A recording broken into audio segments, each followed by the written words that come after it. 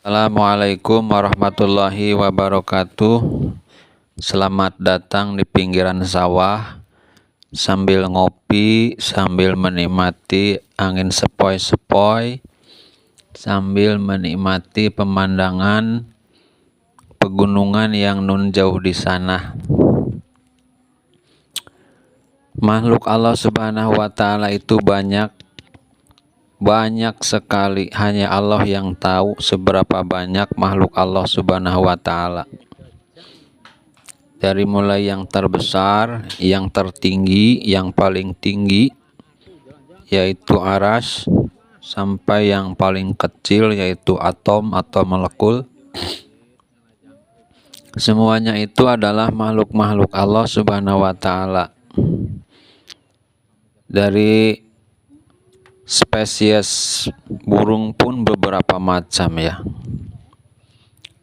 Jadi makhluk Allah Subhanahu wa Ta'ala itu banyak sekali. Yang jadi pertanyaan, kenapa hanya manusia dan jin yang Allah perintahkan untuk menjalankan undang-undangnya? Di mana? Di muka bumi ini. Itu yang jadi pertanyaan.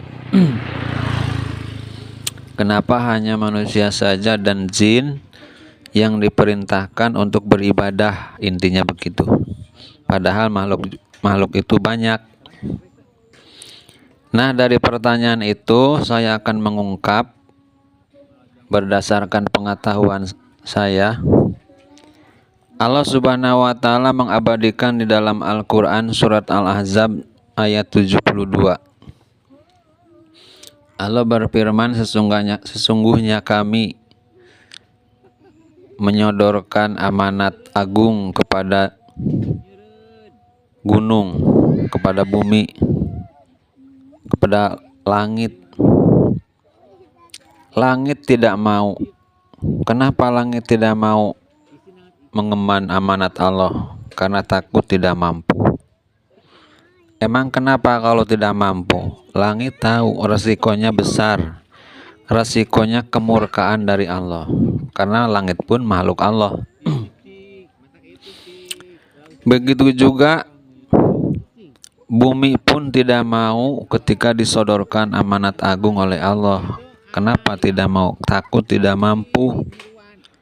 Karena kalau tidak mampu menjalankan amanat agung dari Allah, maka Allah akan murka kepada langit, kepada bumi. Juga Allah Subhanahu wa Ta'ala menyodorkan amanat agung tersebut kepada siapa? Kepada gunung. Kepada gunung yang kita lihat ini, yang nun jauh di sana, gunung pun tidak mau. Takut tidak mampu juga.